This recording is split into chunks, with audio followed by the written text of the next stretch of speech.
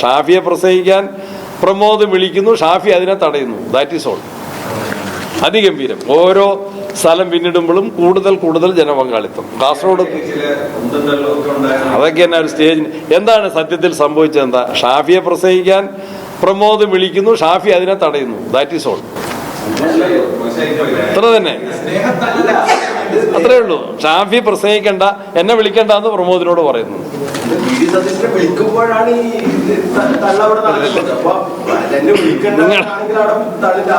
ഇല്ലില്ല,